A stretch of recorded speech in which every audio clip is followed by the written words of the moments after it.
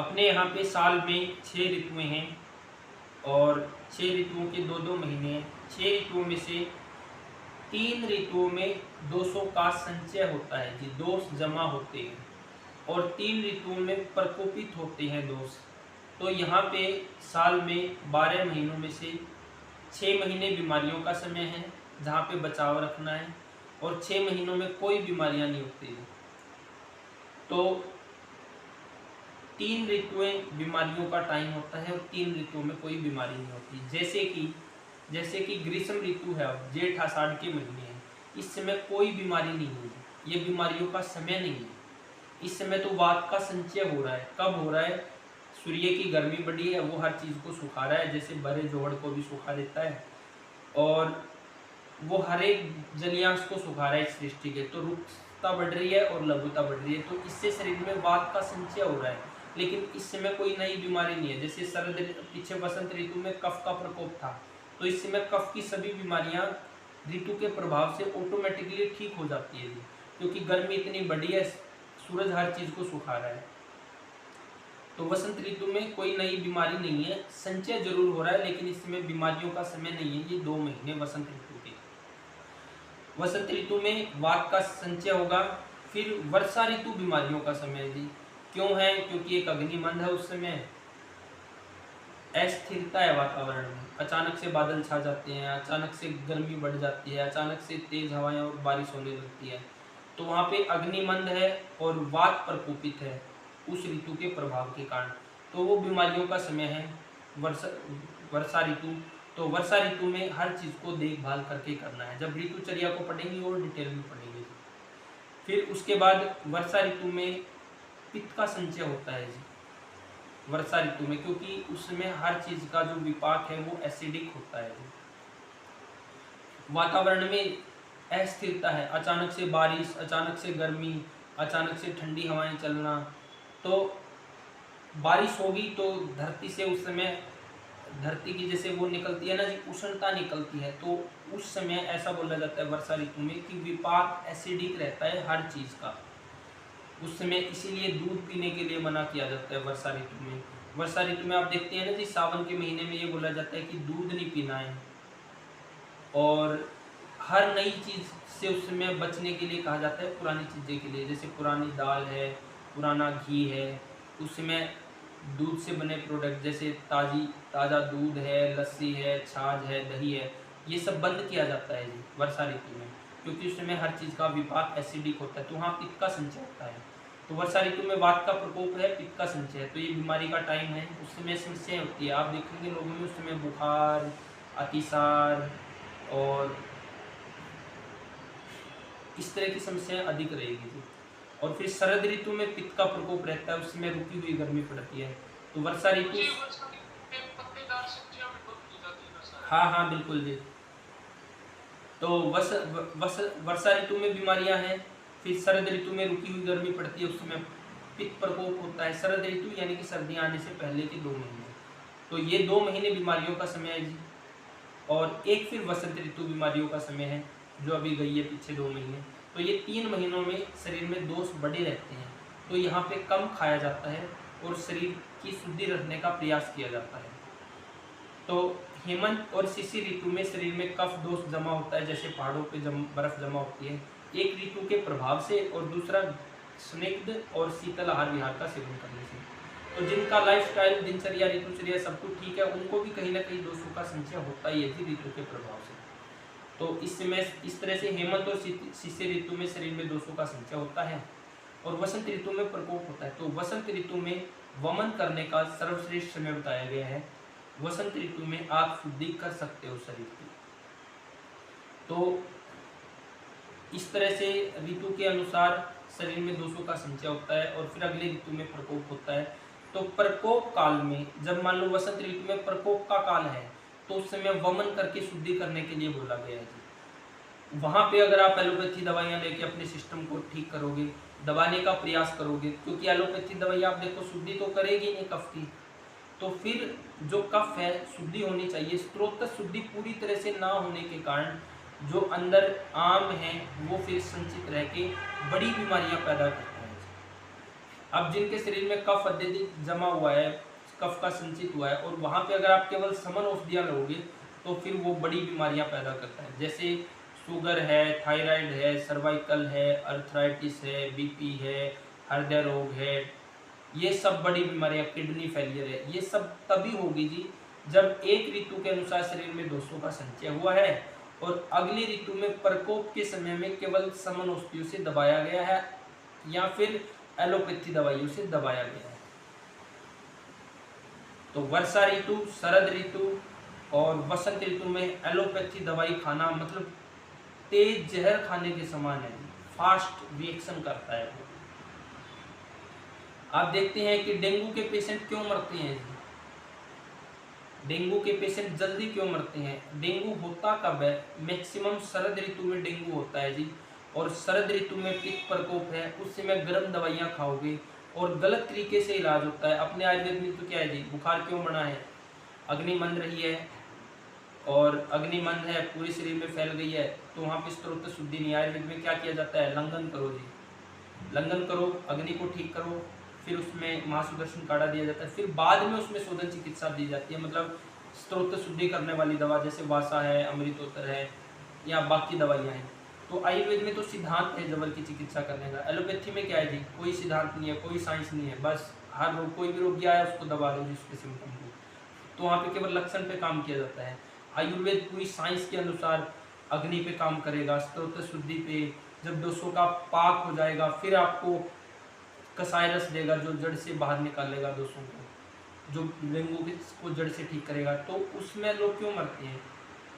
क्योंकि एक तो स्त्रोत शुद्धि नहीं है, उस समय दवाइयाँ दी गई है, दूसरा फिर ऐसी दवाइयाँ दी गई है जो ऋतु के विपरीत है, और जब पचाने की शक्ति नहीं है, स्ट्रॉन्ग दवाइयाँ होगी, तो इसीलिए लोग मरते हैं। लोग बुखार के कारण नहीं मरते, उसके गलत इलाज के कारण मरते हैं। जब हम बुखार में इसको और डिटेल में पढ़ेंगे तो आपको लगेगा कि जी कैसे साइंस है जिसको मॉडर्न साइंस पुकारा जा रहा है, बिल्कुल ही लो क्वालिटी की साइंस है। वो साइंस तो है ही नहीं जी, केवल फार्मूला आधारित चिकित्सा है। जो लोग उसको साइंस बोलते हैं, जब आप आयुर्वेद को डिटेल में पढ़ोगे तो आप देखेंगे जी बिल्कुल मूर्खता वाली साइंस है। तो ये है जी कि शरीर में ऋतु के अनुसार ऋतुचर्या को पढ़ेंगे तो पूरा मजा आएगा जी। ऋतुचर्या से जैसे आपको गुणों से पता चला है ना जी कि बीमारियां कैसे बनती हैं, तो जब आप ऋतु को समझोगे कि ऋतु का प्रभाव क्या है, तो आपको पूरा मजा आएगा वहां से कि वात की बीमारियां कब बनती है, कब जमा होती है और क्यों होती है, किस तरह से होती है। कफ की बीमारियां कब बनती है, कब जमा होती है, क्यों होती है और किस तरह से होती है। ऐसे ही पित्त की बीमारियों में, तो जब शरीर में एक तो ऋतु के अनुसार दोषों का संचय हुआ है, फिर प्रकोप काल में प्रकोप हुआ है, और उस समय अगर उसको दबाया जाएगा तो बड़ी बीमारियां बनेगा और वो मृत्यु का कारण भी बन सकता है। एक दूसरा, बुखार को सभी बीमारियों में प्रमुख बोला गया है जी, आयुर्वेद में जबर को प्रमुख बोला गया है। बुखार की अगर गलत चिकित्सा की गई, बुखार में अगर दबाया गया तो वो शरीर में बीमारियां पैदा करेगा जी। उसको दबाया गया तो वो मृत्यु का कारण भी बन सकता है। बड़ी बीमारियां में मेनली ये दो कारण है जी कि एक ऋतु के अनुसार दोषों का संचय होता है और फिर अगली ऋतु में प्रकोप होता है, और प्रकोप काल में जब दबाने वाली चिकित्सा ली जाती है तो बड़ी बीमारियां बनती है जी, एक कारण। दूसरा, बुखार एक सिम्टम आया है जी, बुखार एक संकेत लेके आया कि शरीर में वात पित्त कफ बिगड़े हुए हैं। वात पित्त कफ के बिगड़ने से बुखार बनता है जी। उस बुखार में पहले तो बुखार की विधिवत चिकित्सा करनी है, और फिर जिस कारण से बना था, वात के कारण या पित्त के कारण या कफ के कारण, उसको ठीक करना है।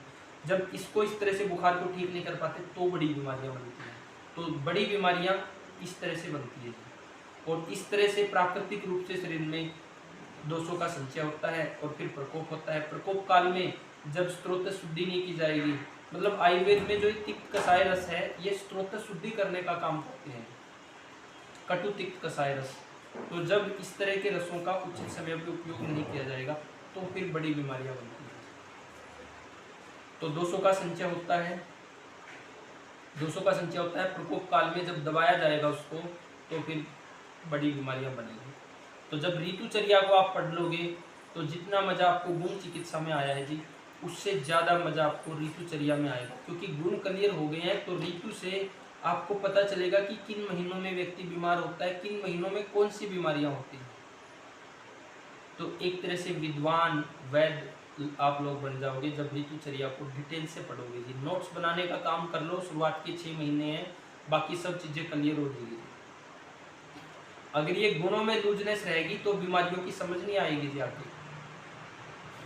जैसे अब मैं पूछता हूँ कि इस हेतु से कौन सा गुण बढ़ता है, तो बहुत कम जवाब आता है जी। कारण यही है कि बस सुन रहे हो, जब तक लोग सुनते हैं तो अच्छा लगता है जी उनको, लेकिन बाद में भूल जाते हैं, क्योंकि सुना हुआ कितने दिन याद रहेगा। तो नोट्स एक बार बनाने में मेहनत करनी है, शुरुआती के 6 महीने बस, फिर सब कुछ दिमाग में रहेगा जी। अब बोलो दीपक जी, आप कुछ बोल रहे थे।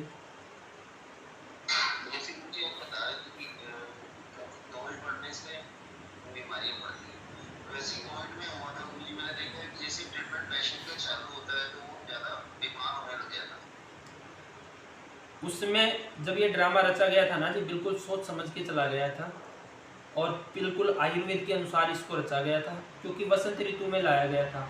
वसंत ऋतु में वैसे ही सबको सर्दी, खांसी, जुकाम, बुखार, गला खराब, छींके आना, सबको होती है जी, हर साल होती है और सालों साल से होती चली आ रही है, आगे भी होगा, क्योंकि वसंत ऋतु है ही प्रकोप का काल जी। तो उस समय एलोपैथी दवाइयाँ जिन्होंने ली, एलोपैथी ट्रीटमेंट जिन्होंने लिया, डर के जो हॉस्पिटल में एडमिट हुए, वही लोग मरे जी, क्योंकि उनका कफ अंदर जमा हुआ जी। कफ अंदर जम गया। कैसे जम गया, मैं थोड़ा सा आपको अष्टांग हृदय से पढ़ाता हूँ। आप लोग निकालो जी पेज नंबर 455 और 454, 455 और 455, ये 2 पेज निकालो जी। बस इससे आगे ही है, दूसरा अध्याय है, तीसरा अध्याय है जी निदान स्थानम का, तो ये निकालो जी आप।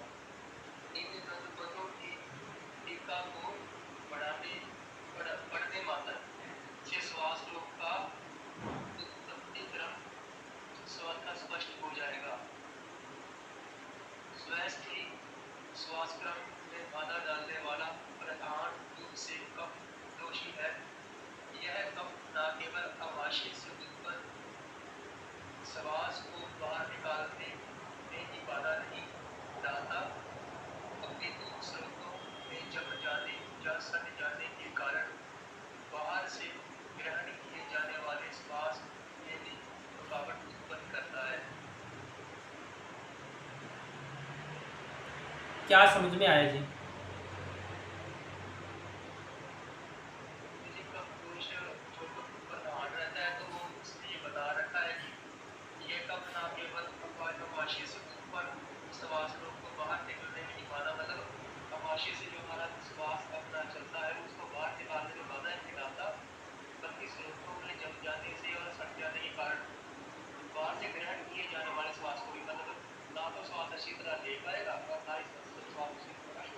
उस समय आपने एक चीज देखी होगी जी, लोगों में ऑक्सीजन की कमी हुई थी कि नहीं हुई थी जी? क्यों हुई थी? क्योंकि वसंत ऋतु का समय था जी, और वसंत ऋतु में अगर कोई व्यक्ति एलोपैथी दवाई लेगा तो कफ पिंगल के बाहर निकलेगा कि अंदर जमा होगा जी? अंदर जमा होगा, क्योंकि वो तुलसी तो है नहीं जो उसको मेल्ट करके पिघला के बाहर निकाल लेगी, वो मुलेठी तो है नहीं जो मेल्ट करके पिघला के बाहर निकाल लेगी, वो वासा तो है नहीं जो मेल्ट करके पिघला के बाहर निकाल लेगी और स्त्रोतस खुलेंगे और सांस अच्छे से आएगा। हर एलोपैथी दवाई केवल जमाने का काम करती है जी, वो किस कफ की शुद्धि करने का काम करती ही नहीं है जी। तो उस समय कफ प्रकोप था, लोग हॉस्पिटलों में भागे और एलोपैथी ट्रीटमेंट लिया, उसने अंदर कफ को अच्छे से जमा दिया है जी। जैसे यहाँ लिखा है ना, देखो कितना सुंदर लिखा है जी, सुव्यवस्थित श्वास क्रम में बाधा डालने वाला प्रधान कफ दोषी होता है। भाई सांस लेने और छोड़ने में अगर कोई बाधा डाल सकता है तो वो कफ दोष ही है। वो कैसे बाधा डालता है?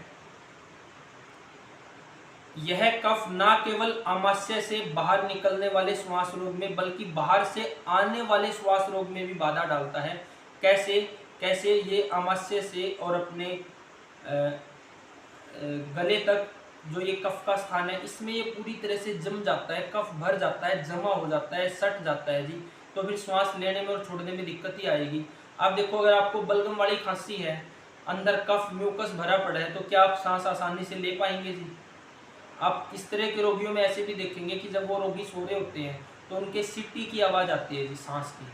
और इस तरह के रोगियों में जब कफ भरा हो पड़ा हो पूरी तरह से अंदर बलगम हो, तो वो रोगी थोड़ी देर लेटेंगे तो सांस लेने में दिक्कत, जब बैठेंगे तो ठीक से सांस ले पाएंगे, तो ये समस्या आती है।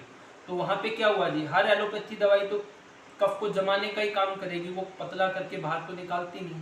तो इसलिए वहाँ ऑक्सीजन की कमी हुई, इसलिए वहाँ पे लोग मरे जी।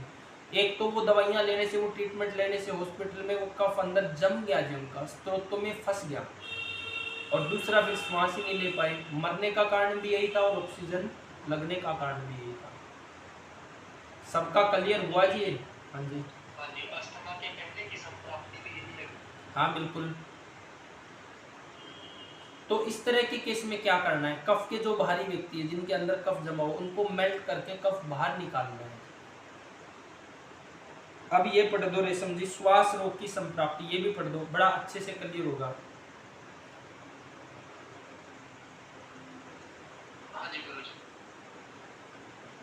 श्वास रोग का प्रतिक्रम पवन, यह वायु जो श्वास के साथ बाहर निकलता है और श्वास के साथ बाहर से भीतर की ओर आता है, इन दोनों का मार्ग कफ दोष के कारण रुक जाने से सब वह वायु चारों ओर फैल जाता है, ये तब दूषित हो जाता है। तदंतर वह प्राण वह उदक वह तथा अन्य वह स्रोतों को दूषित करता हुआ हृदय श्वास मार्ग में स्थित होकर आमाशय से उत्पन्न होने वाले श्वास रोग को उत्पन्न कर देता है। इसमें क्या उत्पत्ति बनी है, क्या समझ में आ जाए, निष्कर्ष क्या निकला, अपने शब्दों में मोटा मोटा निचोड़। हाँ जी गुरु जी, इसमें जब यही बता रहे हैं कि जो प्राण वह और उदक वह और अन्य स्रोतों को दूषित जब कर देगा कफ शक्ति स्थूलता कारण, पचलता के कारण, तो जो है वहाँ के स्रोतों से अगर बंद हो गए तो वायु ना तो अच्छी तरह बाहर आ पाएगी और ना ही अंदर जा पाएगी, तो जिससे अन्य श्वास के रोग उत्पन्न होंगे। जैसे मैं पहले ही बताया आपकी श्वास रोग अस्थमा से पहले ये संप्राप्ति, तो उसके बाद उनको श्वास रुकने की दिक्कत होगी, जो सीटी की आवाज आएगी, और फिर उनमें छाती में भारीपन रहेगा, गीला कपड़ा जैसे ऐसे लगा रहेगा। बिल्कुल जी, हाँ ठीक है, श्वास फूलेगी उनकी। ठीक है जी।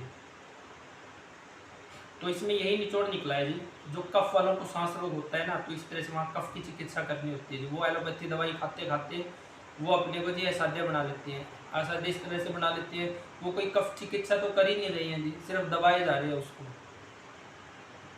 ये साइंस है जी, जिसको मॉडर्न साइंस बोलते हैं। तो यहाँ पे अगर कोई भारी व्यक्ति है और उसको सांस की दिक्कत है, तो वहाँ पे कफ पे काम करने की जरूरत है, उसके कफ को निकालने की जरूरत है, और फिर उस संस्थान को सुखाने की जरूरत है, फिर वहाँ पे बल देने की जरूरत है। तो कफ की चिकित्सा करनी है, शरीर पूरे शरीर में कफ के गुणों को बैलेंस में करना है। अब दबाने वाली चिकित्सा से तो कुछ टाइम का समय निकाल सकते हो, फिर वो भयानक रूप से और परेशान करेंगे।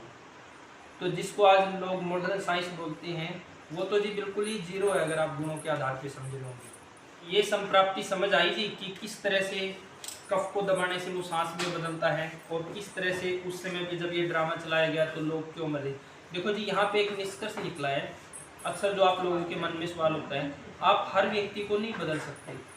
आप लोग क्यों बचे उस समय? क्योंकि आपने ऐसे लोगों को सुना, जैसे राजीव दीक्षित को या विश्वरूप राय को, या ऐसे लोगों को सुना जो उस समय आपको वास्तविकता बता रहे थे। आप क्यों बच पाए? क्योंकि आपके अंदर वो समझ थी कि आपने अच्छी चीज को सुना। और डरे मरे कौन उस समय? जिन्होंने टीवी को सुना, जिनके अंदर डर का माहौल था, वही हॉस्पिटल में भागे। मतलब आप केवल दो तरह के लोगों को चिकित्सा दे पाओगे, एक जिसके अंदर समझ है, और दूसरा जो आपको मान सकता है। बस दो ही लोगों को, हर एक को नहीं बदल सकते। जो टीवी को मानता है, जो आज का शहर का बहुत पढ़ा लिखा है, वो सिर्फ टीवी, सोशल मीडिया और जो ये नेता बोलते हैं उनकी सुनेगा, तो उनको आप नहीं बदल सकते।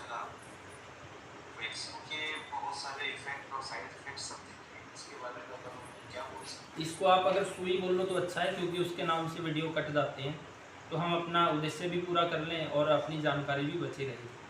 तो वो तो है ही खतरनाक, क्योंकि उसमें तो ऐसा है कि वो तो एक ट्रायल था जी।